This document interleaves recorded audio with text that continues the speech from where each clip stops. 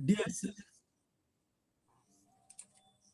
dear Excellencies, distinguished guests, ladies and gentlemen, this is Rudranarayan Das. It's a true pleasure for me to welcome you to this World Human Sciences and Management Conference 2021, organized by Center for Adivasi Research and Development, Odisha, India, in association with Indian Institute of Management, Sambalpur, and Central University of Odisha, Koraput. Uh, the broader theme of this conference is agnotological context, disciplinary practices of social sciences and policy frames. On behalf of CARD, I extend my heartfelt gratitude to Professor Mahadev Jaiswal, respected Director, Indian Institute of Management, and Professor I. Rama Brahma, Vice Chancellor, Central University of Odisha, and Professor S.K. Palita, Dean Biodiversity, Central University of Odisha. Friends, the convener of this August conference are eminent historian of national repute, Professor Chandi Prasad Nanda, and eminent policy activist and writer and futurist, Professor Charudat Panigrahisa. Friends, this evening is going to be very mesmerizing and thought-provoking for all of us because we have with us Professor Wanta. So Professor Wanta is a professor in the Department of Journalism in the University of Florida, United States. He's a past president of Association of Education in Journalism and Mass Communication, and twice represented AEJMC as a delegate to the World Communication, delegate to the World Journalism Education Congress. So he had lectured and presented research in more than 50 different countries, including as a Fulbright scholar in Iceland. He has written more than 20 research articles and papers, many in the area of political communication and media effects. He also has 8 books. He also currently serves on the editorial boards of 9 journals. Professor Wanta has worked with nearly 100 co-authors and served on more than 20 graduate, 200 graduate students and masters and doctoral. We cordially and wholeheartedly welcome you, Professor Wanta, to the World Human Sciences and Management Conference 2021. So in this session, Professor Wanta will speak on news, media, and the pictures in our head, researching communication in changing times. Over to you, Professor Wanta, and welcome.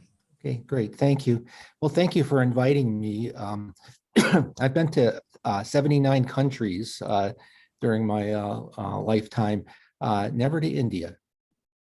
So I'm hoping that once the pandemic issues get done, that I'll be able to visit your great country. I thought today I would talk about the news media and some of the research and how research that's being conducted is changing, and as the news media are changing. Now, I'm going to share my screen here because I have a PowerPoint presentation.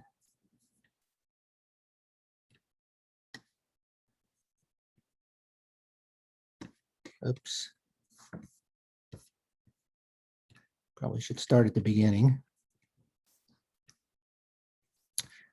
I have my email there. You don't have to capitalize UFL. I capitalize it just because a lot of people think the L is a 1, and it's not, it's an L.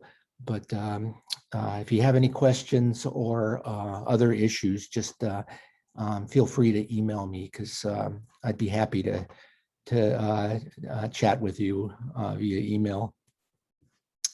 Okay, I talked about, the title has challenging times in there, and you know what, I put 4 factors that are making doing research on mass communication challenging. And you know what, I look at these, and this morning I thought, you know, I don't even mention the pandemic, and the pandemic is probably one of the main things that's happening in our society today that's affecting news coverage. But we have these things going on.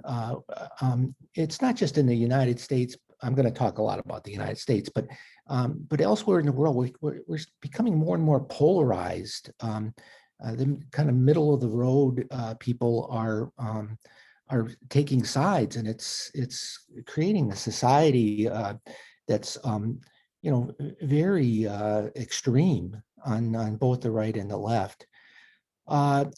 People are talking about the post-truth era because in the United States, especially, we have politicians who are, if not stretching the truth, outright lying about certain things, including, our former president. And I'll talk a little bit more about that in a minute. With the internet and social media, we have so much information available, and it's intimidating for a lot of people. And there's, I think people are trying to find ways of simplifying their lives with simplifying the amount of information they gather. And then the fourth thing, there was a term, actually it started in somewhere in the 1820s, I think it was. There were a group of people called the chronic know-nothings. And again, 1820, this was when it started.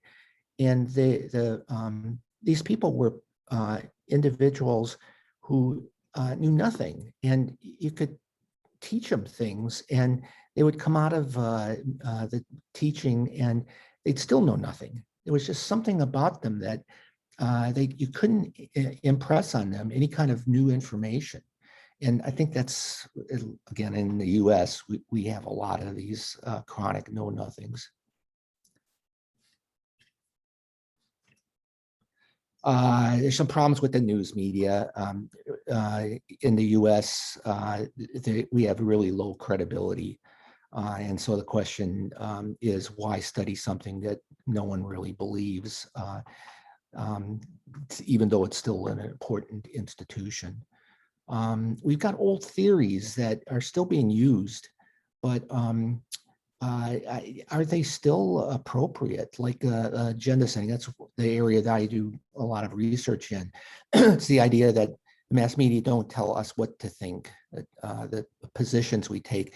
It's successful in telling us what to think about. So it improves increases the perceived importance of issues by the coverage. And the question here is, can you study agenda setting? Because there's huge amounts of information on the internet, and the internet doesn't have an agenda. It has multiple agendas. And then, of course, we have social media. Now, the thing about social media is it's a source of information from all sorts of different sources, but it includes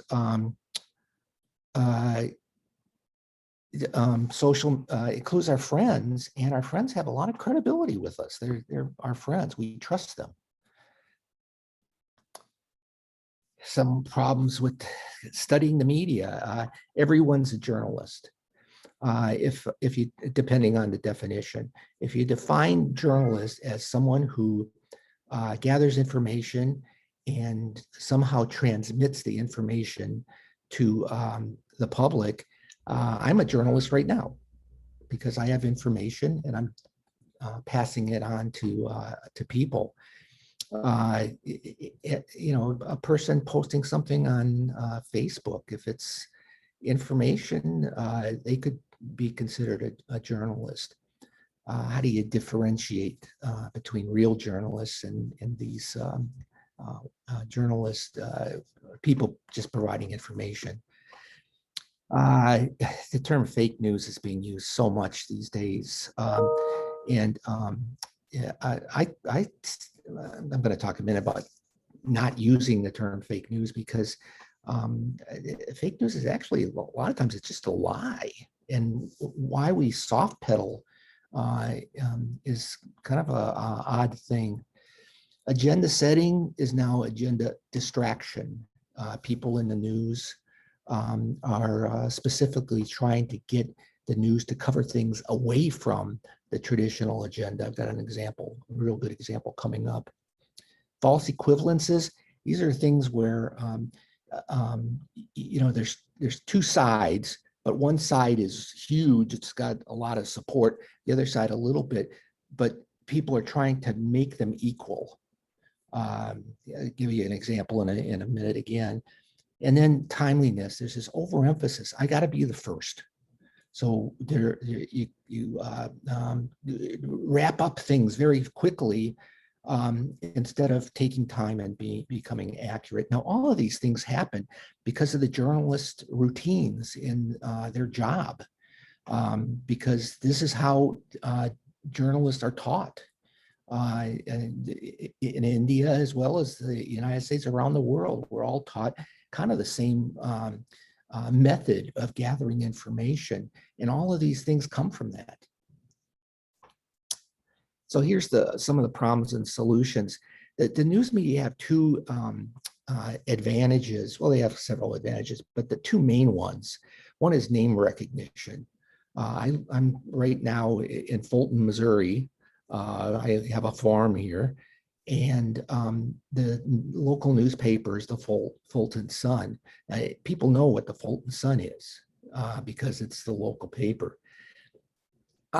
Access to sources, journalists can get information from sources. That's one of the big differences between me and a real journalist. And I say the news media are gatekeepers, and they got to really make this clear that I'm the one that's got the information that you need to trust. So some of the research that comes from this is, there's a term that was popular a long time ago called news junkies. There's some people who just want to get all sorts of information from multiple sources, and they have a different thought pattern, a different agenda of issues. So what are the differences between someone like that and someone who just ignores the media? And then I'm having problems in my research with people not being able to understand the difference between opinion, commentary, and the news. Someone like Tucker Carlson on Fox News, people are considering him a journalist, and he's not a journalist, he's a commentator. But people are not understanding that. They think they get their news from Tucker Carlson. And here's the thing, I wish I knew how to study this, but I have a feeling that what's happening in the United States, like I said earlier, is that people are trying to simplify. And one of the ways of simplifying is to get the headline, be told, but not to be shown. Maybe something like the vaccine, right? Some people are vaccinated and still get COVID. Well, it's a tiny, tiny, tiny percentage. It's less than 1 in 10,000. And yet people are saying that, oh, well, I can still get it.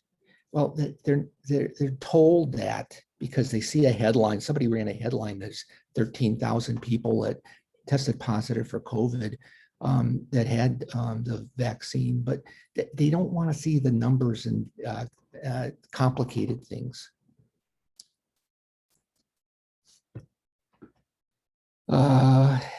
Fake news. People are giving these crazy things out there, and voting restrictions are worse than Colorado. Now, somebody said that because there's one thing that in Colorado and Georgia are two states, and Georgia has these really strict voting restrictions now that are really pretty crazy. But even when there's little tiny things that are wrong, it gives people the ability to say, I saw that. A lot of people are vaccinated and still getting COVID. It's selective perception. I'm only perceiving what I want to perceive. And what we got to do is stop giving the bad information time. Don't talk about it. Here's the Georgia's restrictions are tougher than most states. Not, here's the difference between Georgia and Colorado. It gives people the idea that someone said it. I think that's on my next slide. So it must be news. I saw it on the news.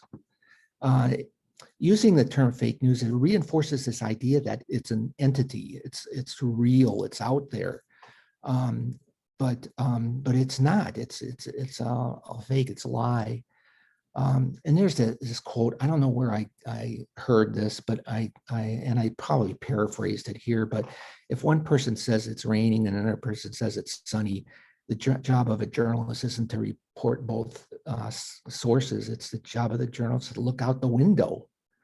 And if it's sunny, say it's sunny. If it's not, say it's rainy. But don't give time to the wrong information. And a couple of things we have now that I just are like really amazing to me. One is every week Associated Press puts out a thing that's not real news. And a look at what didn't happen, because there's information out there that is inaccurate. So AP actually does a story, Associated Press, the largest news organization in the world, actually does a weekly thing where they say, okay, here's the things that people are saying and they're wrong. Crazy. Another thing that's happened is I can guarantee tomorrow, Sunday, on CNN, the US version, there'll be a story about Saturday Night Live, a comedy show. And every week they put what the comedy show is saying about our government now, because it's somehow a comedy show is now news. Stop with the frequency with using fake news, but we can still study it. Who's saying that the news is fake? And do the fake news organizations balance it out with accurate information? We don't know. This is agenda distraction. When something comes up that one political party doesn't like in the news, they just try to distract it with something else. Now, a while back, there was this, I don't want to say controversy. There's a toy in the United States called Mr. Potato Head. There's a picture of it there. And this toy, it's like a, I don't know if you've ever seen it, but it's a plastic thing that looks like a potato, and you can put a hat on it and ears and, a nose. And I'm not sure. I never wanted one of these toys when I was a kid, but it, it's people know what it is. And the people who make Mr. Potato Head, we're going to change the name to just Potato Head. And of course, Republicans were, okay, this is politically correct. And we look at what's happening. The political correctness is invading toys now, and they made a big deal of it. And it's stupid. It's not news. So why do we keep reporting on things like this? Another thing, I talk about agenda setting. What's the most important problem facing our country today? There were all these news reports about Donald Trump, who had to use two hands to drink a glass of water. In fact, recently, our new president, Biden, was at he was at a rally, and he purposely stopped the rally at one point and picked up a glass of water with one hand and took a drink, and people applauded. Now think about that. People in the United States are applauding a president for drinking a glass of water with one hand. Now, it's because they were making fun of Trump, but it's just mind-boggling.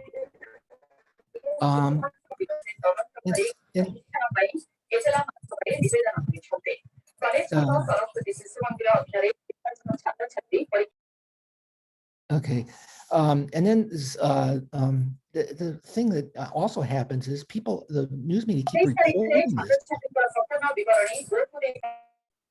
So people keep reporting these things. Like with Donald Trump, everything was like, look at how stupid he is. You know, he can't drink a glass of water with one hand. And, you know, there were all these things. There was a thing more recently that Donald Trump had on his suit, he put his pants on backwards. Well, you know, first of all, who cares? Second of all, how do you put your pants on backwards? You have to, you know, zip the fly, and if it's in the back, you know you're putting them on backwards, right? So we need to ignore that. And here's some potential research. We got these news agendas and news sources. Who's using them? Who's being quoted in the news media, and what's not being reported in the news media? So frequency of coverage of non-news stories, I think it's probably at an all-time high. This is one I think is really significant, and that's that false equivalence. There were people were lying about voting restrictions in Georgia. And Biden made one misstatement. He said that they were more strict than fewer days in Colorado. And that wasn't true. So Biden lies. Look at this. And well, the other the people in support of those voting restrictions were lying even more. But Biden's one lie equaled the dozens of lies the other side was making, and it's not the same. So don't keep making these false equivalents. Take them apart. Like climate change, right? I think the consensus is climate change is happening. We don't need to quote climate deniers, right? Let's stick with the main news. So, and the same again, this is what journalists are taught to do, get both sides. Well, if one side is dominant, we don't need to worry about that other side. Same thing with these vaccine deniers. It's really, I think, significant that we have so many people in the United States who are adamant about not getting the vaccine, and it's wrong, and yet you still see these people quoted. It's crazy. There was a quote today from a Wisconsin senator. Someone asked him, could you ever support a requirement of everyone to get a vaccine? And he said, no, not unless the illness is very serious. 600,000 people in the US have died. If that's not serious, what is? But he's quoted, right? Can people tell a difference between these things? I'm having problems with people finding the difference between opinion and fact. So what's happening there? And then why do people take these false equivalents and make them? I think it's because, that having new information that's accurate, that conflicts with their information that they already have, that creates this cognitive dissonance. And the one way to get rid of the cognitive dissonance is to change one of those things, like the true accurate information, change it to inaccurate and support what you already think. And then overemphasis on timeliness. Trump was great at this because he tweeted so much. And his most recent tweet, that's news because it's timely. And it really wasn't. A lot of times he tweeted really strange stuff. Older ones were more important, but he would tweet and it would get attention to something and a news attention away from things that he didn't want covered. News values, timeliness is a news value that we teach in all of our journalism classes. And there's other news values that are more important, like accuracy and impact and prominence. Okay, so what's the big picture here? Do we still have agenda setting? Is it still happening? People learn the relative importance of issues from news. Now, fake news media is producing an agenda that might be similar to traditional media. because they're both reacting to world events. They're just giving bad information about the real world instances, events. And then there's also this idea of the social media. You know, a lot of people on social media post news stories. So there's still some news values that are being picked up by people on social media that tell people about what's happening from a regular news organization. So that's still having an impact on agenda setting impact. Now here's the thing that I'm interested in, and there's a second level of agenda setting. The first level is issues, right? Media cover an issue, public thinks it's important, right? It's a linear relationship. Well, now we have this second level, so it's a different level, and a second level says that there's also an agenda of attributes, and that's characteristics that get linked to, and we call them objects in the news.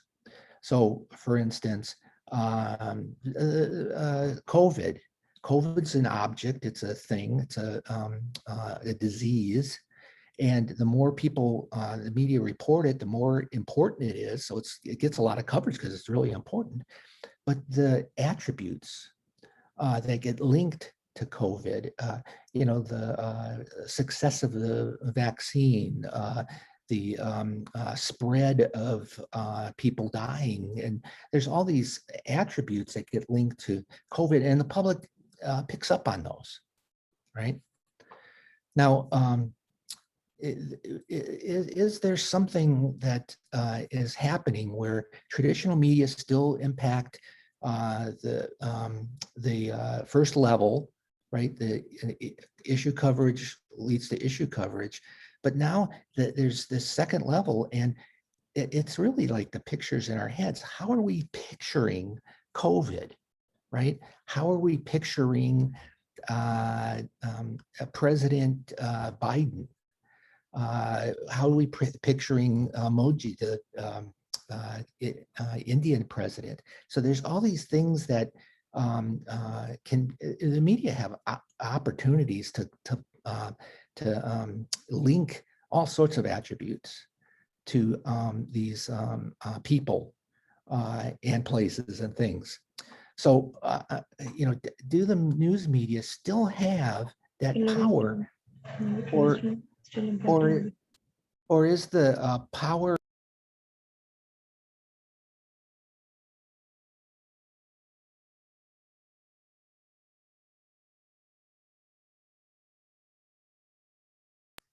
I'm sorry, was I muted there? Is the power somewhere else? Is there something like, you know, the president? Can a president impact the pictures in our heads more than the media, right? Because there's a thing popular now, an area of research called agenda melding. It's that people like me or you, people have multiple agendas. Agendas come from everywhere: social media, traditional media, your mother, all sorts of places, and they all get mixed up in your head, and then you have to sort it out. You have to meld these agendas together. So is one of those, is the media losing power, or is that power still there? Now, I have an example here, and that was immigration. Immigration is a big issue in the United States, still is. It was big when Trump was president. And there was this instance where people were talking about children being removed from their parents when they come across the border areas. And people kept trying to say that they're detention areas, they're just areas. You know, people saw children in cages. And that had a big, powerful effect. Now, then President Trump was trying to say, oh, this was a policy that the Democrats, Obama started, and it didn't work. And so he stopped talking about it because why? There's a picture of it. Look at that. I mean, these are kids and they're locked up in a cage. It's a fence, but and that's really vivid. And I think people hear children in cages and they can picture that in their head. So maybe traditional media are still impacting these pictures in our heads, especially when the pictures are vivid. And it's going to be really hard. These attributes and stay with us until new information replaces the old. And it takes something because of cognitive dissonance to change those pictures in our heads. We see that, I think, now with this polarization. If you're a Democrat, if you're a Republican, and you hear something, you're immediately going to compare it to your thoughts on the Democrats and Republicans. And oftentimes we don't take that new information. The old information stays with us. And that's, I think, a good example was the children in cages. Really vivid. So what happens? People learn these attributes that are linked to objects in news. It's second level agenda setting. And there's all sorts of objects now that can be studied, people, places, and things. And I've done some research on national images. There's an organization that every 4 years asks people in the United States, we'll name a country, you tell us if the country is of vital importance to the United States. And so that's the first level agenda setting, right? Perceived importance. Instead of an issue, it's a country. And then the second level question is on a scale of 0 to 100, with 0 being cold and 100 being warm, how would you rate this country? And what happens is that the countries that people like are rated, warm, and countries they don't like are rated cold. For example, in one of the polls a few years ago, the warmest country was Canada, because people like Canada. They like the president or Prime Minister Justin Trudeau. The people in Canada are very nice, very polite. And at the bottom was, Iraq, Iran, and North Korea, because, people see these things, these countries, these objects in the news, and the attributes that get linked to those countries in the news have an impact on the people. Now, apply this to your country, India, right? What's happening with news coverage of India, right? Well, the one finding that's been most consistent in our field is that international news tends to be negative, right? We report on earthquakes and tsunamis and hurricanes, and we don't report on, good things. So natural disasters tend to get the main focus of the news. In India, well, you know what? There's a lot of negative news from India, right? For a long time, the COVID was like India was really having problems with it. There's problems with pollution that gets covered in the news. So, if I had to think of attributes of India, for me, I've not been to India, sorry. I hope to come soon, but because I've never been there, the only information I got about India comes from the media or the internet, and that has a big impact. Now, here was a picture that ran in a lot of newspapers. That's President Biden, and he was walking up some steps and he tripped. And boom, we got this picture. Some news media ran it. that's another issue with news media on the internet, is they have unlimited amount of space. So we can cover everything. In fact, we can cover things like Mr. Potato Head because we're not limited. Same thing with pictures. We're not limited with the news of the day. Biden slips, ha ha ha, look at that. Guaranteed, there were a lot of Republicans who saw this and laughed, right? Now, what would have happened if this was Trump, right? They wouldn't have laughed. Democrats would have laughed. So, you know, should we be laughing at a president tripping? You know, it's strange, but we don't see a lot of negative news about Biden. We did about Trump. And that's why I think Trump, I don't know if you know much about our news, but Trump had historically low approval ratings. Biden has a historically high approval ratings because he's actually handled the COVID pandemic very, very well. So this is, I think, one of the final things that each president is different. Each country is different, and the media need to adjust to whatever's happening currently. You know, Trump tripping, you know, we don't need to see this over and over again that, you know, he's, you know, less than presidential. We know that.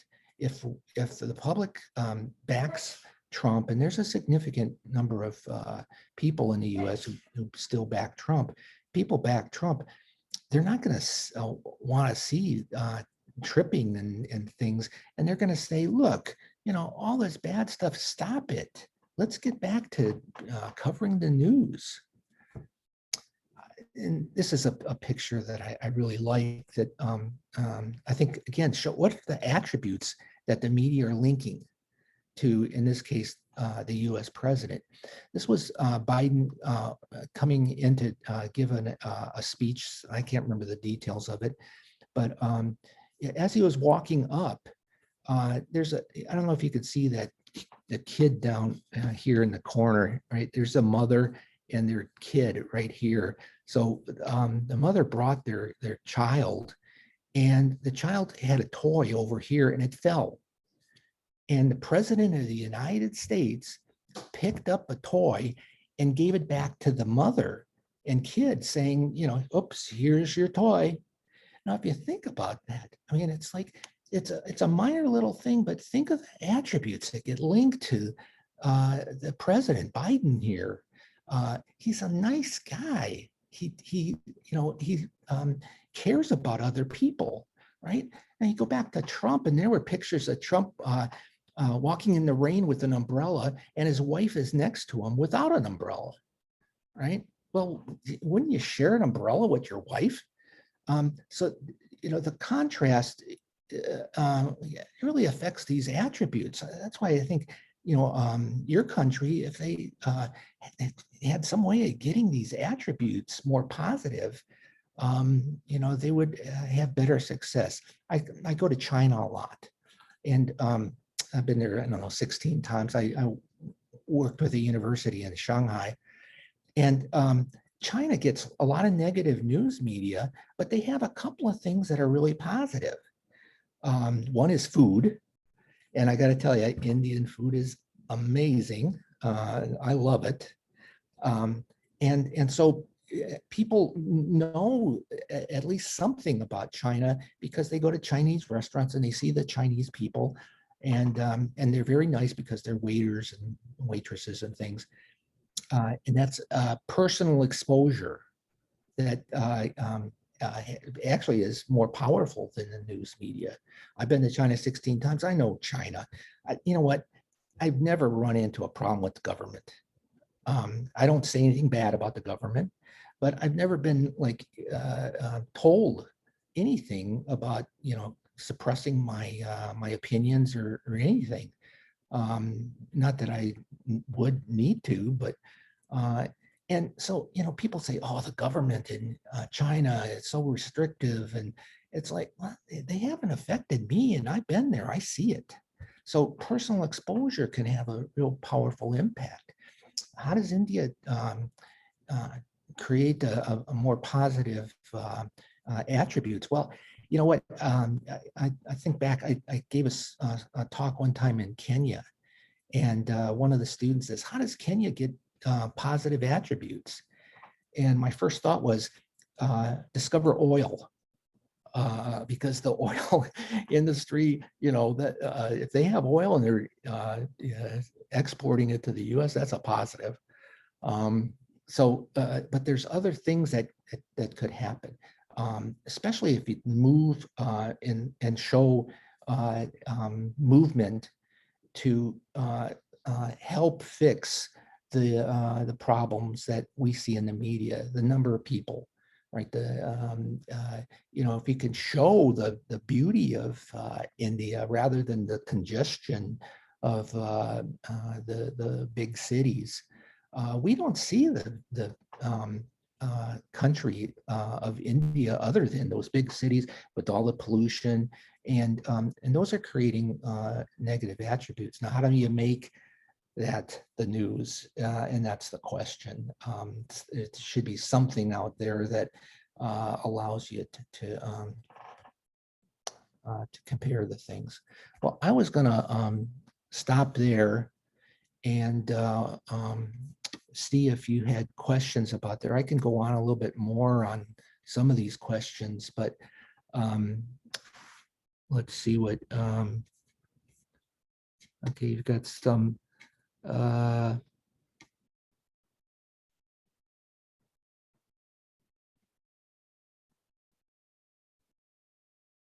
manipulated data and objective truth.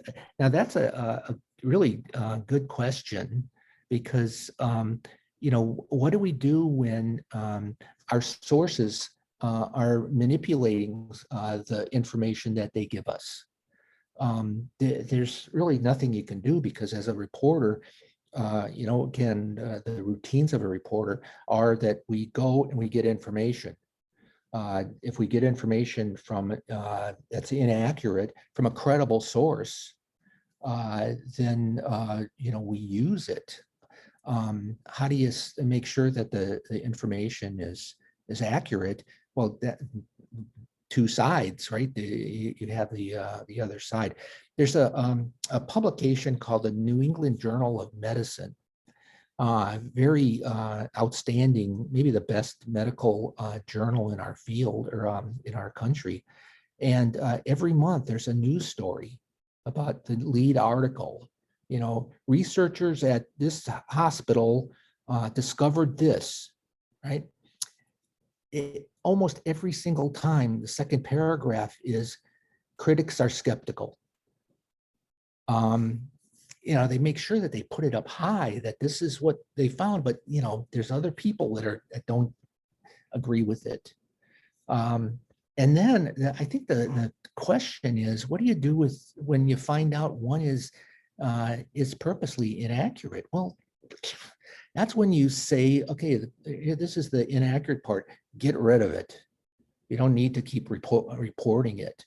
In fact, what you could do and should do is, you can show that this was inaccurate by not quoting them, but saying, here's the real accurate part, and just ignore the inaccurate part. Get the real what's happening and not what's not happening, like the Associated Press example I gave there. And then we have the artificial intelligence and complex algorithms, and it's so easy to manipulate photographs now. It was easy a few years ago, but it's getting more and more hard to tell the difference. And how does that all fit into this, right? We had an instance. I don't know if you any of you remember O.J. Simpson, the football player who was tried for murder, and Time magazine took the picture when you get arrested, they take a picture of you. They showed a picture of him when he was arrested, and they made the skin darker.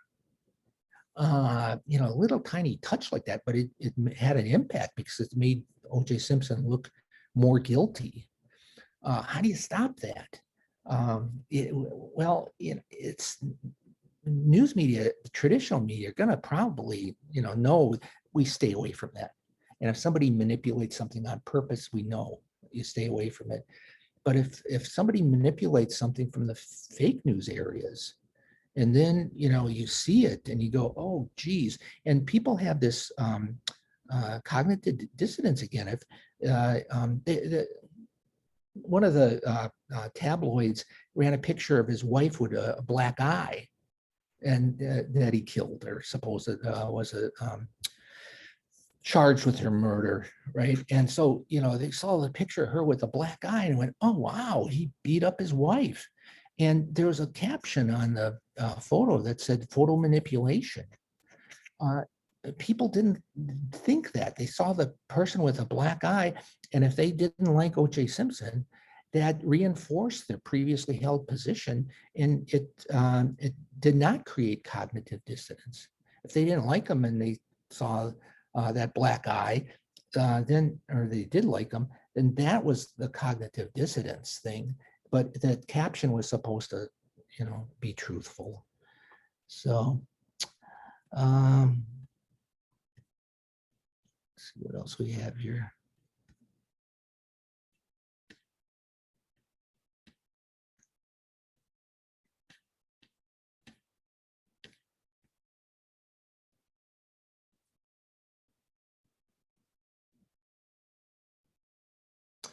Yes, psychological issues of people becoming misinformed and making it difficult for people to identify for themselves fact and fiction.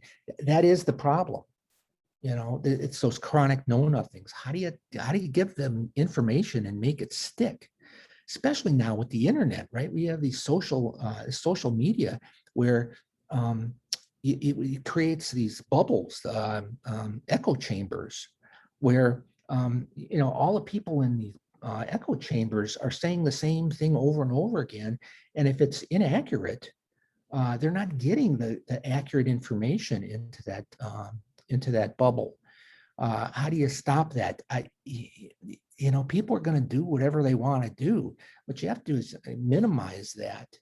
I've got a couple of people on Facebook that purposely post all sorts of really stupid things that are not accurate. One posted this picture of the Speaker of Congress, House of Representatives, Nancy Pelosi, and said she was drunk. Well, that's not true. She's not an alcoholic or anything like that. But they post this, and it's just to because they see it reinforces their previously held position, and so they want to share it. But they share it with the same people who share the same ideas. So everybody in that group will say, "Yeah, boy, Pelosi, can you believe it?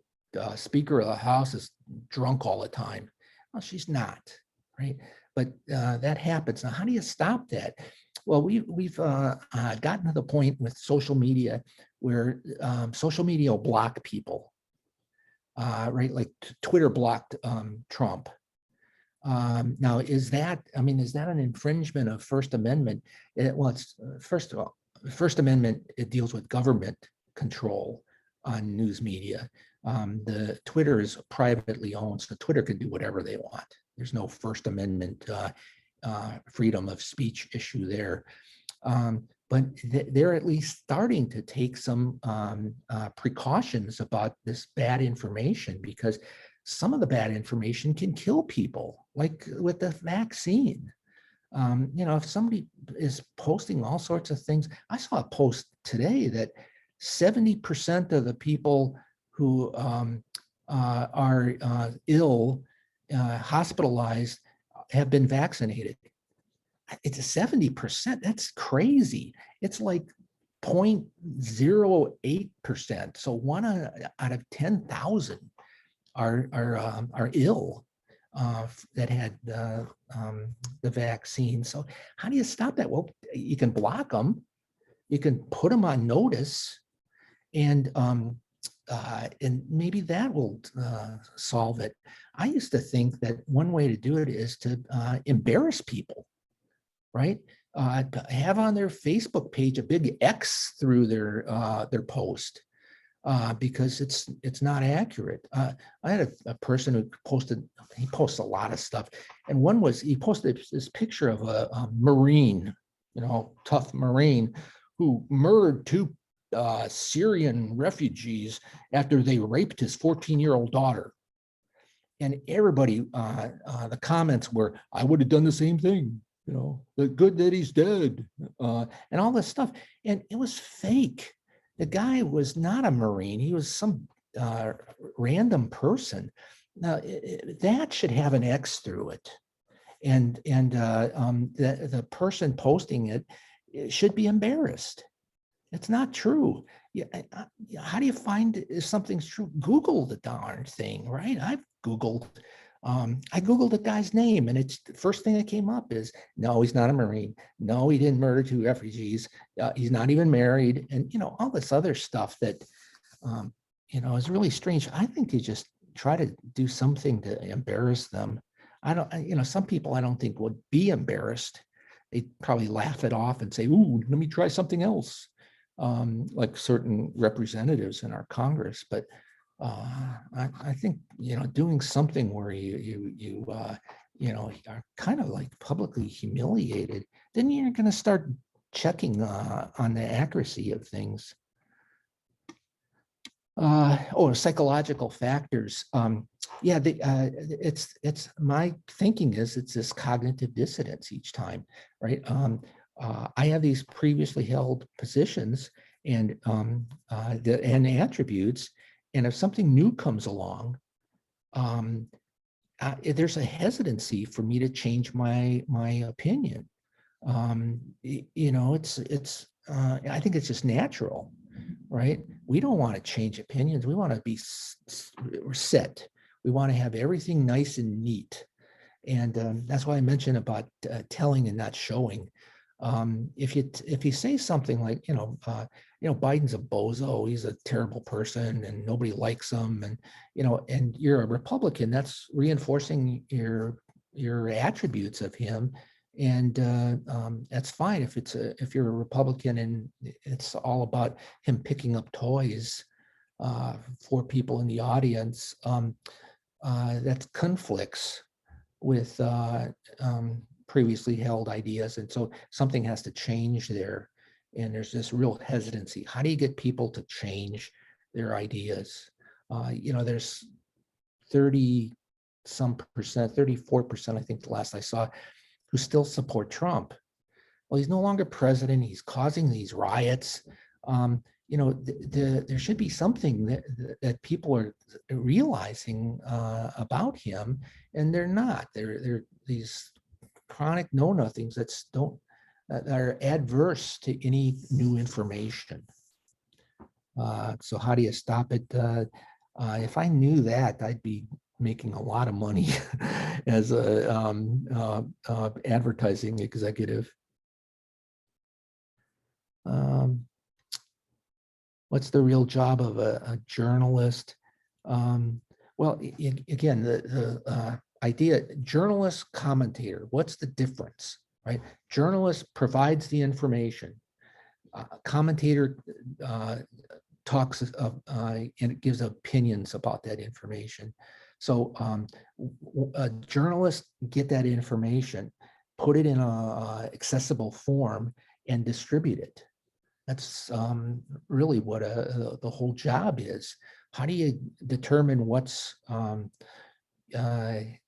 accurate and what's not? That's kind of the tricky part of being a journalist.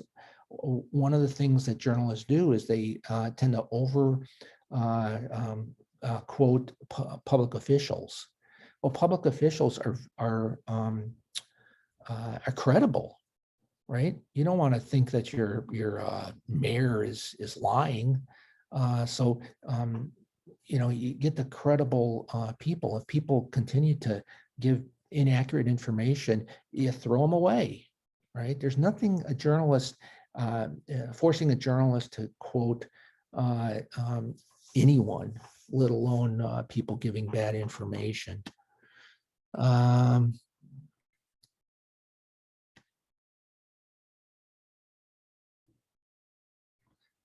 see.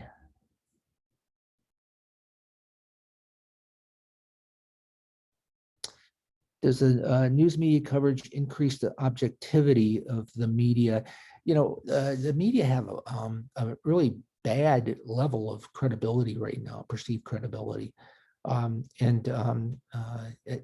think it's because, the media are there every day and they're an easy target, right? So, you don't like the media, criticize them. Because every day they have something that you can criticize, guaranteed. There's a theory called a hostile media effect. And the idea with this is that people tend to see the media and think that they're biased against their personal opinions, right? I might like Donald Trump and I'm reading the media and it's all negative stuff. Even if there's a positive story, I'm going to see it as being negative. There's a personal bias there. It's hostile media effect. How do you change that? You can't. It's like the routines of a journalist are to give both sides an opinion. And if even, the problem is that even if there's one opinion like climate change that's dominant, you're still having these people quoted that are anti-climate change. Now, that's no matter what you do in an instance like that, you're going to get people that are thinking the media are hostile towards their opinion, right? If I think of, like I do, that climate change is a real problem, if they quote someone who's anti-climate change, then I might think that the media are biased because I see that quote. That's what sticks in my head. Again, if there's a way of changing that, I wish I knew.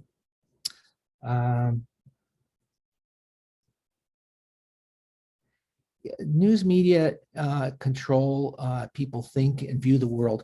Now, that's the big question that a lot of people in our field try to find. What are the instances? It doesn't happen every time, right? One thing about public opinion is that it changes, right? And there's no law. There's not a law that says, if you watch CNN, you're immediately going to like Joe Biden, right? That doesn't happen. The media actually have a relatively low level of impact on people. They see the media and again, it's this agenda melding that happens in our heads and things kind of sort themselves out. And those agendas come from all over the place, right? My mother, right? She gave me some research ideas because she died a few years ago now, but it was always interesting to talk to her because, I came up with research ideas every time I talked. I was a good son. I called my mother every Saturday. Did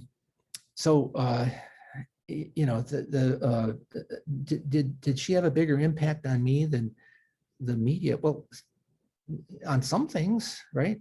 Not on politics, right? I followed the media more on politics than my mother, rest her soul. So, how do you, is the media having this big impact on people? There's another theory. Everything in life can be explained by mass comm theories. There's a theory in our field called the third person effect. It's the idea that the mass media have a huge impact on everyone except me, right? First person, I'm me. Media doesn't affect me at all, but it affects everyone else. All of you, the media are affecting.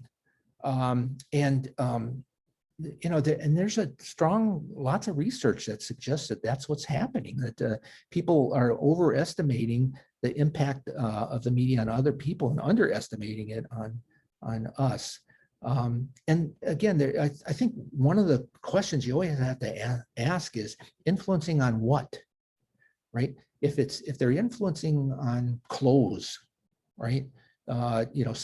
Some movie stars wearing something, and it's like, oh, I got to dress like that, or hairstyles, or things. Well, that has a big impact on some people, not everyone.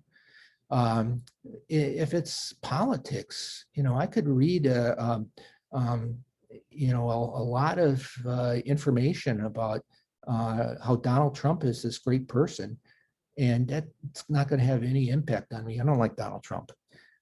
Because I have a lot of history with Donald Trump before I see the media report. So it has an impact on some things, and that's not a very good conclusion, right?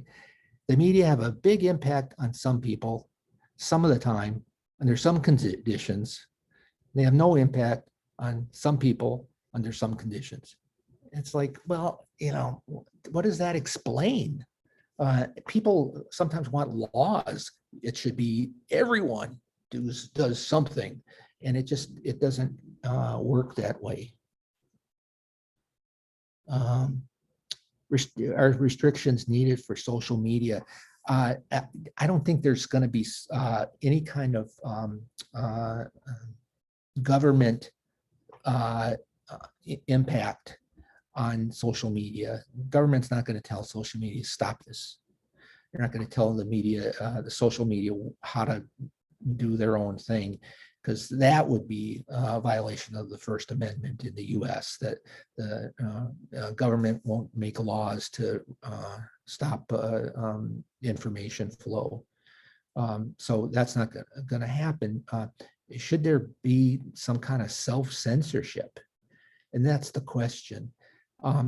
Sometimes there's things that people say that are dangerous, right? There was an instance where a high school girl, I think, told her boyfriend or former boyfriend to kill himself, and he killed himself, right? She got convicted of, I don't know, some kind of accessory to murder or something. But there's something that I could see the social media stopping, killing people. On these eBay, where you can sell products. You can't sell body parts, right? I've got a liver. Can I sell my liver? No, you can't do it on eBay. They've got these restrictions. So there's some restrictions, especially if it's going to harm things. People died in the riot at the Capitol. So, should we have censored some of the information that was being passed around? Well, there's an argument for it. There'd be people living if there were more restrictions on social media, but government restrictions are not going to happen. It's going to have to be self-censorship.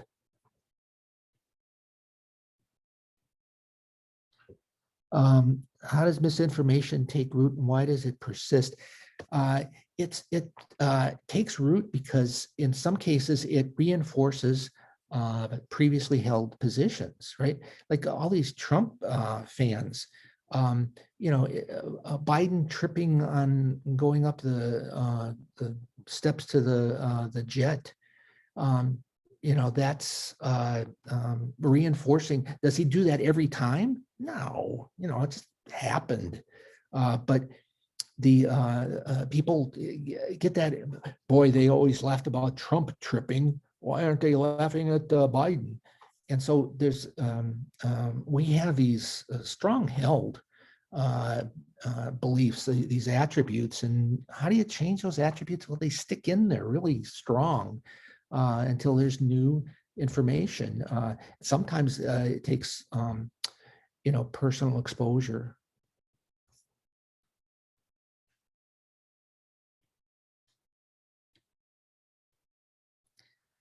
Um,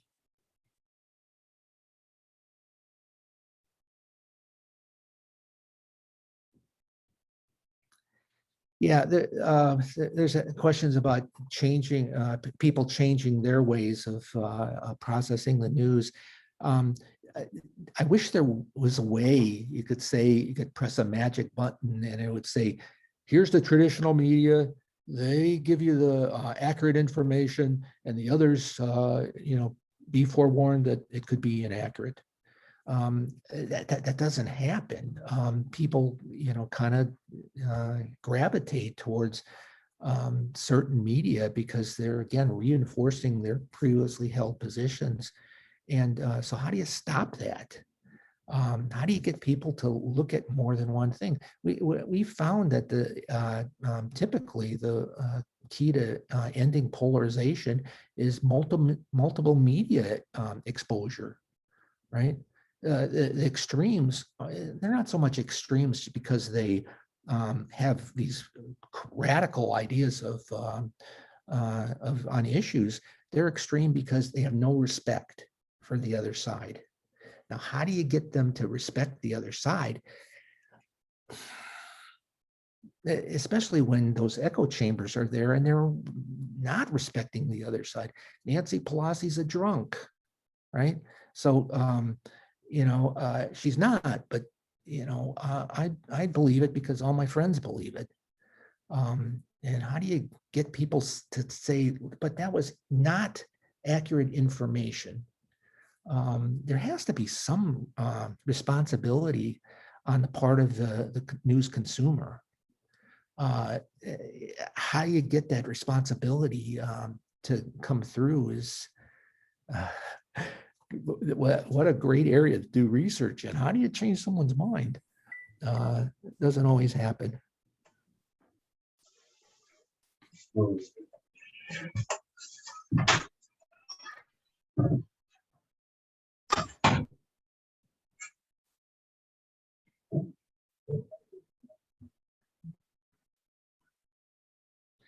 Yeah, creating misconceptions, because of again, the routines of news, news media tend to be cover conflict and negative conflict if possible. So a lot of times we see these things. Example here is jihad, and the perceptions people have of minorities in the United States are, some of them need to change, but there's these little tiny outliers that happen that sometimes create real issues. Like, we had Asian Americans being attacked because of the Asian pandemic. Trump was calling it the Asian pandemic. So it happened that people were attacking Asians. Well, the Asians in the United States had nothing to do with this virus, but the news media reporting that Trump was saying Asian virus made people link, right, the attribute of Asia to the virus. And because the virus was so serious, they were angry. It created anger and violence. How do you stop that? Well, again, I wish I knew. You got to separate these things, though, and it shouldn't have been called the Asian virus. It should have been called COVID, because COVID is the name that everybody's been using, and it's not going to create these problems. There's, if there's a problem that creates violence or again death, then there's the journalist should self-censor. So if Trump is talking about Asian virus and Asians are being attacked, stop. Just COVID. There's no reason to call it something that it isn't. And if you're quoting Trump, well, don't quote him on that, right? Paraphrase it. So really not, a problem.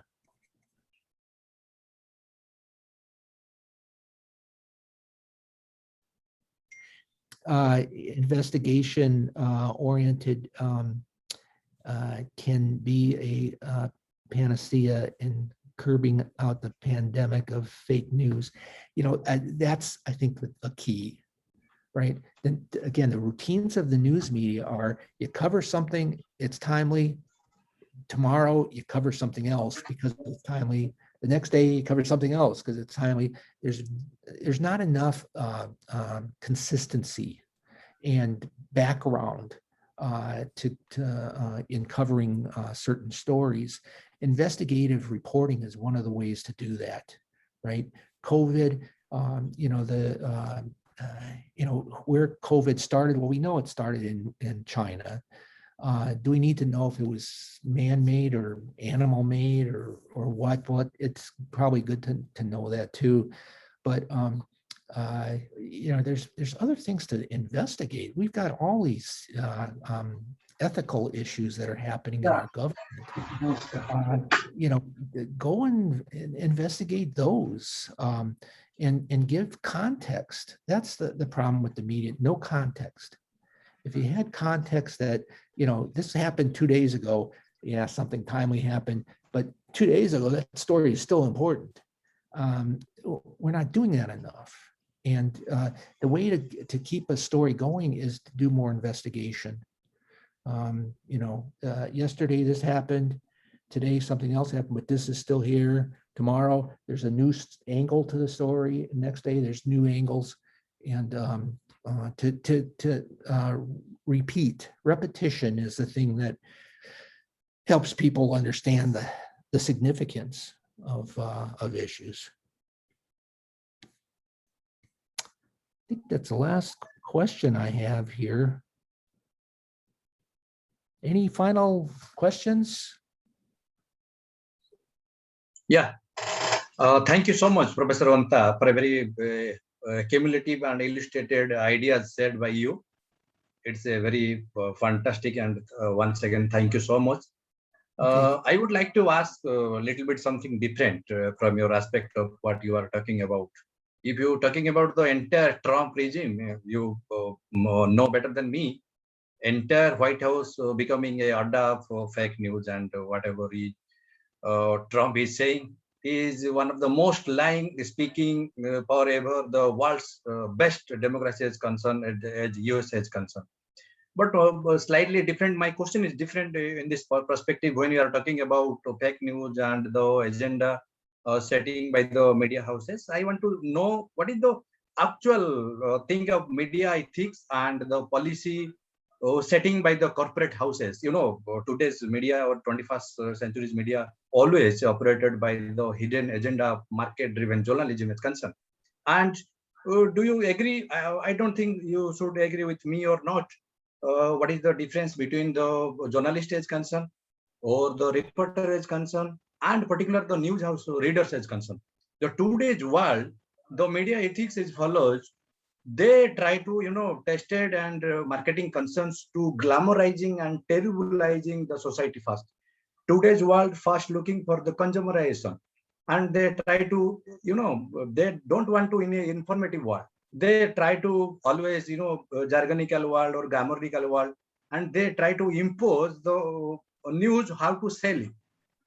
What is your idea on particular in this topic? And I want to know, you quite familiar with this name, George Polk, Bob Wood, and Charles Kaiser, the best reporters of USA. And same time, Dinosaur and Walter Concrete and Mike Brenningels, the world's best anchor per se in a particular time of USA world is concerned. What is your idea? How is setting by the agendas of this millennia or 21st century? And you must look seriously the new tools of communication. When Facebook and hashtag Twitter and WhatsApp came, the entire market should be in a trouble-oriented market. Now the brain of audience is always mapping through the new media is concerned and the social media is concerned. What about your ideas of alone journalism and peak journalism? How do you link these theories in terms of Lascelles model or Aristotle's model, or even more, even the Shannon-Weaver's model. These models are very old and very fascinating ideas in terms of today's world. How could you say? There's a lot in there. Your question. Let me begin by saying that there's it's funny because I'll talk about agenda setting, and for me, agenda setting is positive, right? The news media tell the public what the important issues of the day are. So the big impact of the media isn't so much on attitudes or behavior. It's on knowledge. We learn about the important issues of the day, social cognition. So I say that's positive. When I travel internationally, people say, well, but it's the media, they control what issues get mentioned. And that's right. I mean, it's like if the media are covering the most important issues of the day, truthfully, it's not a problem. It's actually good. If they're doing things in a biased way by talking about, we had a person back in the 1800s, an editor who really wanted to change from the gold standard to silver. And so he kept talking about the silver standard, and it's like, that was just him. And of course, that had some kind of an impact, but it didn't change things. So there's that, that's part of it. Is it positive or is it negative? The other part, you mentioned the business models.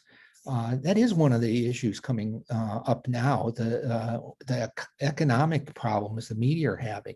Newspapers are folding. They're trying to find readership. The internet has free information in most cases. And now, they're trying to come up with some kind of models where the media on the internet can earn some cash, and I guess that's good. But there is this economic model. How do you, and even on the internet, clicks. How can I get more clicks? And so you get clicks by saying outrageous things. That goes back to even radio. Rush Limbaugh was a radio commentator in the U.S., and he would say crazy things. Feminists he called feminazis. And so the more crazy he was, the more people listened to his program. And that created this economic model where they could charge more for advertising. So, you can't ignore economics with in instances like this. But the economic models that traditional media have had are really, they're not very good, because they're all, a lot of them are losing money. But the question here is, is there that bias in there? And here's an interesting thing. In the United States, reporters tend to be liberal. And why is that? Well, liberal side of stories are more interesting, right? Cutting taxes. Is that more interesting? That's the Republican side. Is that more interesting than showing someone who's homeless and needs some government funding? Well, that's a better story. So a lot of stories are created by a reporter who's liberal, but the management at most media organizations tend to be conservative, right? They're business people. They want to make money. So if I'm a reporter, am I going to write nothing but liberal stories with knowing that the people above me are going to not like them? Well, I want to get raises. I want to get promotions. I'm going to give the management what they want. So there's this constant kind of battle between the liberals and conservatives in the newsroom. So that's an instance where that need to take into consideration. And then as far as like television and news and getting more market share, that's been an issue, gosh, since the 70s.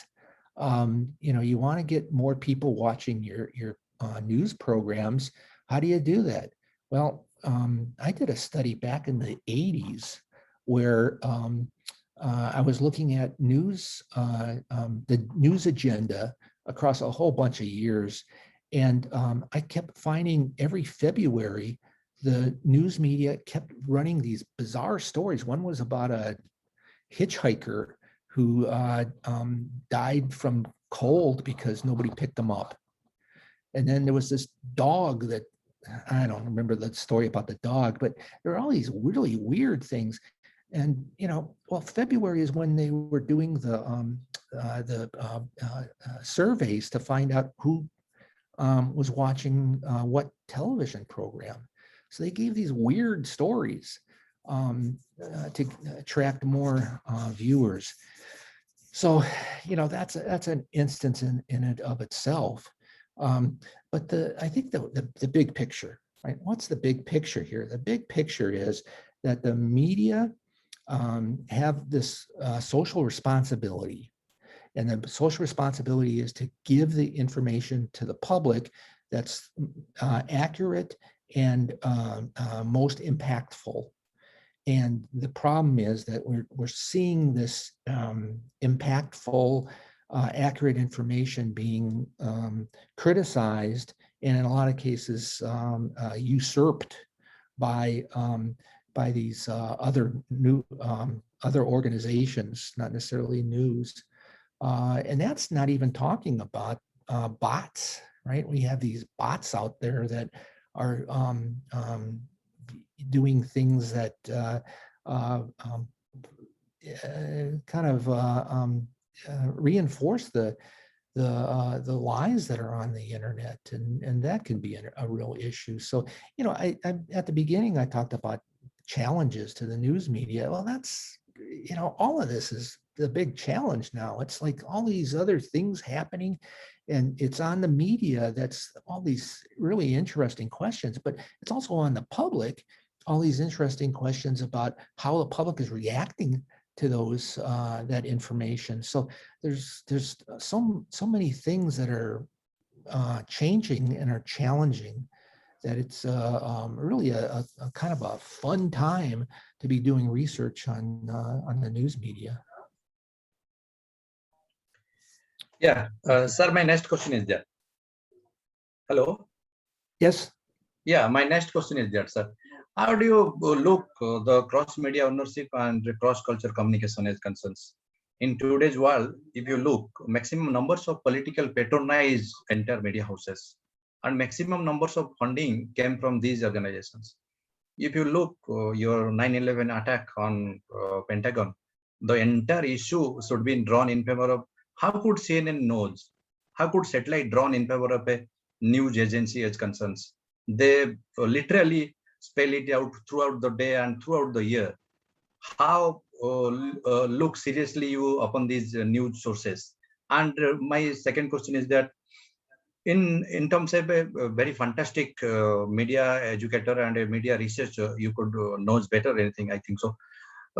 In 19th century term, the media rules and what you talked about, the social responsibility as the more moral ethics and moral values is concerned by the media operators or the media houses. But in 20th century, these lacunas why happened regularly day by day. And in terms of a 21st century world, we look less information-oriented content and more advertisement-oriented content. What is your observations? Thank you. Well, that's true. We do seem, it's not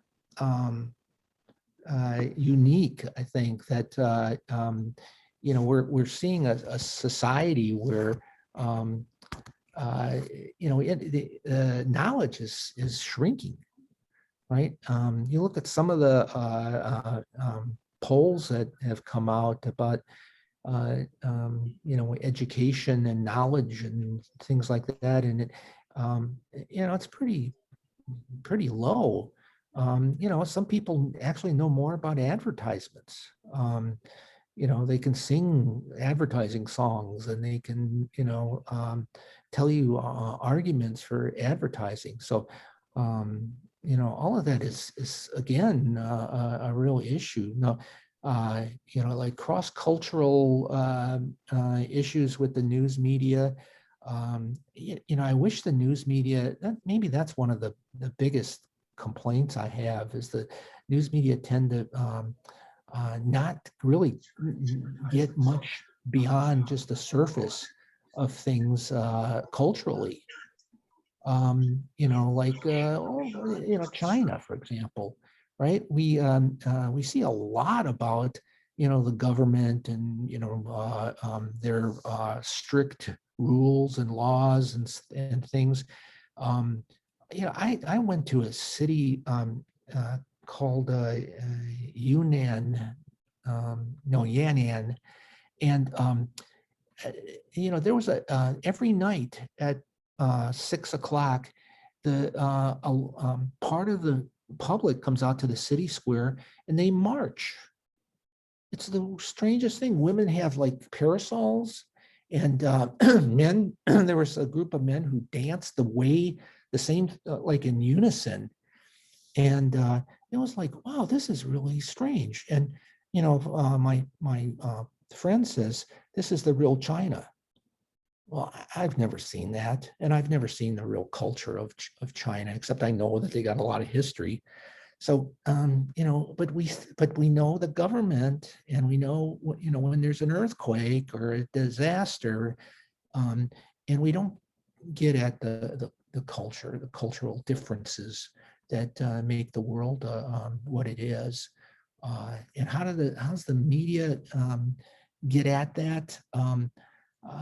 Especially with the economic issues that we have now, that the budgets are shrinking, they're not growing, so we can't really send somebody out to Yan'an to watch people marching around and dancing.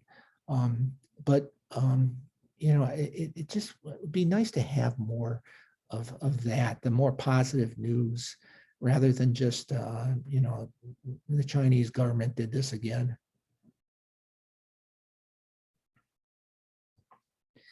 Okay.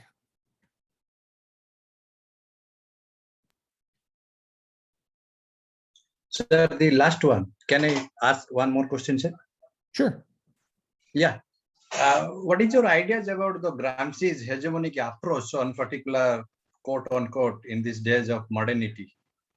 He said rightly, the regime always, driven the entire media houses through the nation. You rightly mentioned about in presentation about the Trump's regime and the Biden's regime. How you feel the different when Trump was in the power of your monarchy, and second, the Biden's first half of year ruled over USA? What is the difference between the two, neck to neck, the beautiful contenders for each other? And in terms of what is the role behind the media?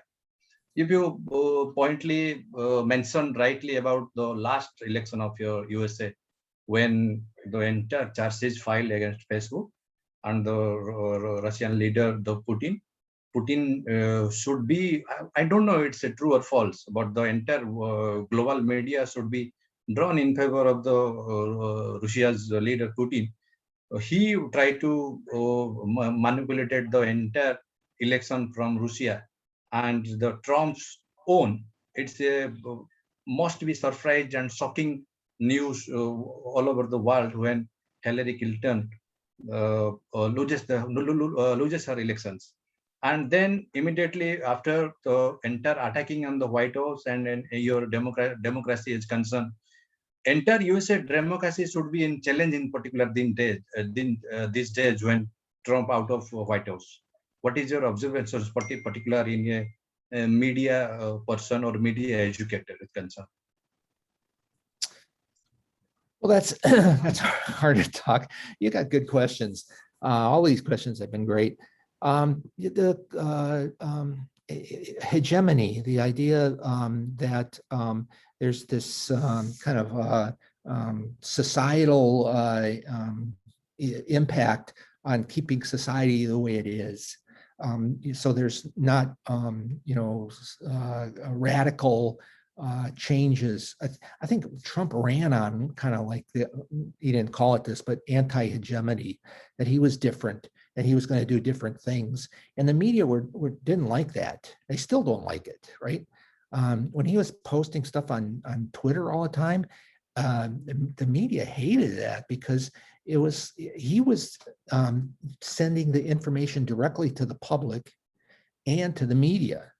And the media weren't there to say, well, wait a minute, I got a question about that. And so it created a situation where there was a lot of friction between the two. Biden hasn't had a lot of news conferences either. And he does use Twitter, but he doesn't use Twitter to call people names and his Twitter account is actually pretty boring. What are the differences with the media? I think what happens with the media is that eventually the media realizes that they have to be critical because they have to tell what's happening in society, and inevitably a president's going to do something that people don't like. Trump did it on the first day in presidency, but and so there's this honeymoon period, they call it, where you get married and your first couple of days, first couple of years is very nice, and then all of a sudden you start having conflicts about what kind of toothpaste you want to use and things like that. So same thing with the media, and the president of the United States is the #1 newsmaker in the country. So they have this relationship where they both need each other. Trump didn't see it that way. Trump was doing all this Twitter stuff, and he purposely wanted to be different, and he was. And he was really good about saying things that were strange, and the media picked up on those strange things, and they kept reporting it. And by reporting it over and over and over again, it desensitized people so that they just ignored it. Trump said it's something else. Who cares? And Biden, on the other hand, he's very savvy. He's been in government for a long, long time as a senator and then vice president. And so he's a lot more savvy with the media. He knows how to work with the media. And I think you see that with the news briefings that the White House puts out. So I think the media are much happier because they can ask these questions. Even the very conservative media can ask questions, and sometimes the questions are pretty inappropriate. But so that relationship is better. But even when Trump was there, we didn't see well, I was going to say we didn't see mass rioting and uproar and replacing insurgents of replacing government. There was the attack on the Capitol, but even at that, I mean, the people who attacked the Capitol are being arrested, and there's people on the internet that report every single court case of the 530 some people who have been arrested and charged with crimes. So see what that's showing is that even when there's this threat to society, we win, right? The police are arresting, and FBI is arresting, and the system works, and that I think is kind of an underlying theme of the media, maybe through history. The radical media really haven't had much impact on society, but the traditional media has kept society pretty much the same. The government in China controls the media, right? It's part of the media are part of the government, and they're not getting riots and overthrowing government. So that's, it's the same actually situation with a country that has a lot of media restrictions and a country like ours that has moderate, used to be few, but more and more restrictions. So the overlying thing is what's happening with society. Some things sometimes get introduced in a society that cause big change. Trump was one of them, a person who claimed that everything was against him. And then there's the now with the pandemic, that's introduced itself into society, and society has to change, but it's not going to change radically.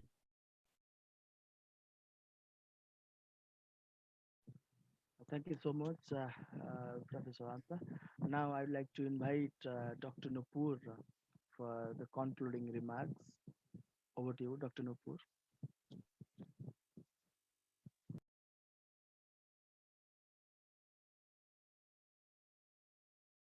Ma'am, please unmute.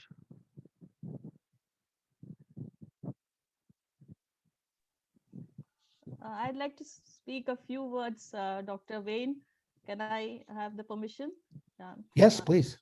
Thank you, Professor Wayne. Let me introduce myself. I'm Dr. Sarita Ranjan. I'm a guest faculty from the Department of History, Utkal University, Bhubaneswar, Odisha. Pleased to meet you. Thank you, sir. I am actually not related to journalism, but as I got the opportunity to hear from you, so I just joined the Zoom, and it was such an enlightening experience to hear from you. And indeed, the media has the power to influence our thoughts. And I feel that it can have both a positive as well as a negative impact. It can have I find that I think the content of the news can both have it can have surprising effects, as you had also said.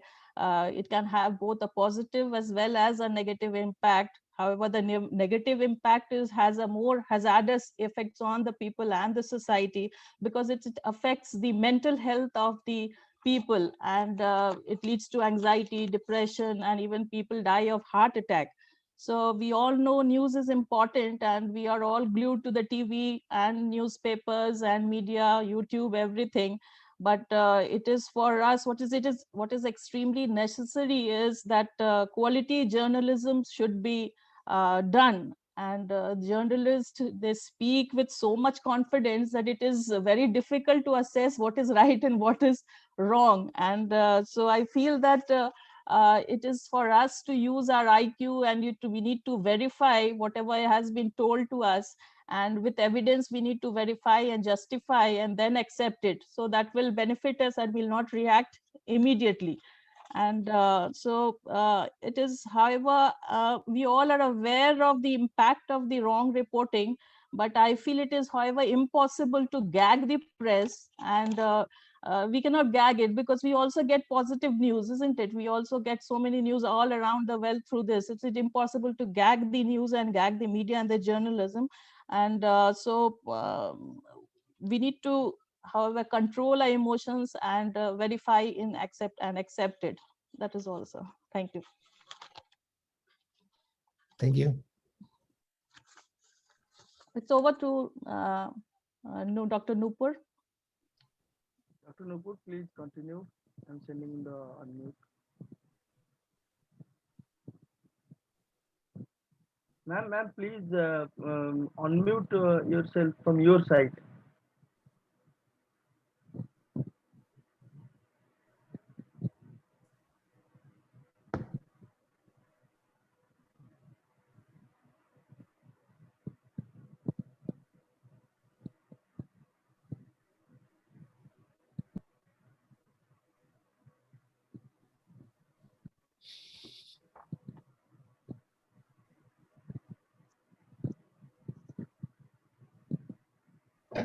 Shivam, please unmute to Dr. Nupur.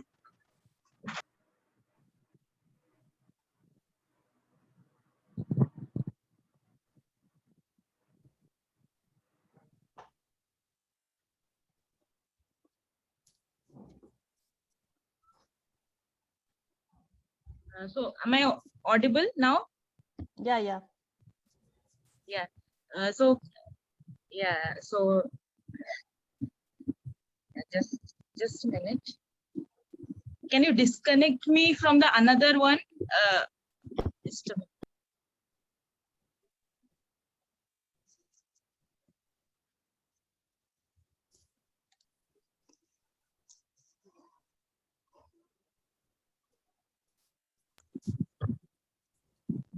Okay. So uh, am I clearly audible to all? Yeah, yeah. Yes, yes, yes. Yeah. So first of all, I would like to thank Professor Wayne Wanta for his wonderful session. And because he has explained about the media and the pictures in our head, researching communication in challenging times. So first of all, I would like to say here is that he has given a very wonderful description about the things that are going on in our society. And today in times of pandemic, how the media is affected and how we get miscommunicated. Because COVID has given us two sides of the story, where in the one side we see the good things and the other side we see the bad things, and what to accept and what not to accept. So these are some of the communication challenges that we have come across. First of all, I would like to say that today, as sir has said about the polarized society, the post-truth societies, and how there is abundance of information, what to accept and what not to accept, what should we go for and what shouldn't we go for. That is what sir has explained. And there have been in Indian society also a lot of conspiracy theories. Like there have been a lot of conspiracy about COVID-19, like how COVID spreads and how COVID is spread by some, there have been a religious dialogue or some ethnic or some racial composition. So there have been many differences, and that is what we kind of noted in this particular pandemic. And next, I would like to say, sir has very elaborately explained about the information gaps that we have come across. For example, as sir has said in Biden world and the George, that the political scenario over in America, and how that news in India also, we too have the same thing, how news and miscommunication is spreading. How in India also, we regarding food habits, regarding cultural habits, today media has somehow given the good sides as well as the bad sides. Another thing I would also like to say here is that as we are talking about the media, the communication, and the things that is going on, we have a lot of information today, and what to accept and what not to accept, as sir has very rightly said about that. We have a lot of information today, but the things which we should accept, we should not accept, that is what matters a lot. And how we should accept it, how we should get rid of the false thinking or the false miscommunication gaps that we are having. So that is what sir has explained in a very brilliant way. There was a packing of information over here, a lot of information, a lot of knowledge. And I think, sir, it was a brilliant session. And sorry for this kind of miscommunication over here because of the technological glitches over here. And thank you, sir. We are really grateful for your excellent presentation. It was really enlightening and stimulating for all of us. Thank you so much, sir. Thank you. Thank you so much, Dr. Nopur. Now we have to be conclude this session uh, for giving a formal vote of thanks.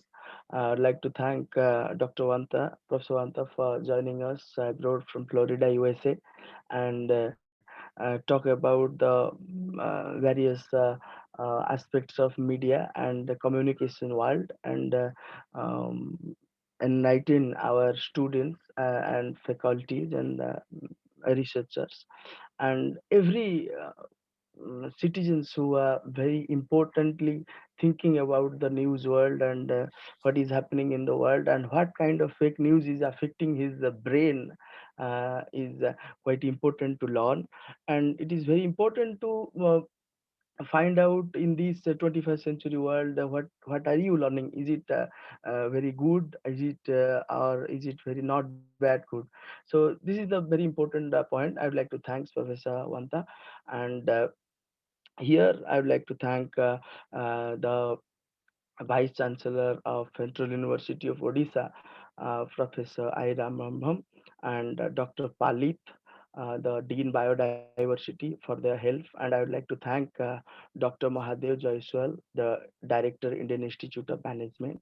And I would like to thank the Director of CARD, Center for Adivasi Research and Development, Dr. Bikram Kesari Jena, for gathering us in this platform and help us to communicate to these best brains of the world. And thank you, Dr. Jena, and our teams, Professor Samuel Lima, Dr. Nupur Patnaik, and a new face with us today, Dr. Sarita. And thank you, ma'am, for joining with us. It's really a pleasure for us to have you in our conference.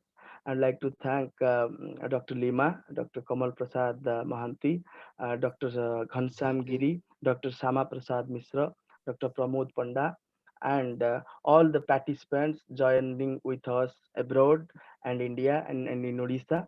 Thank you all. And now we are going to conclude the session. Thank you. Thank you. Thank you. Thank you all. Thank you, Professor Wanta, for a very fascinating idea said by you. We look forward your engagements in future. Thank you so much. Thank you so much.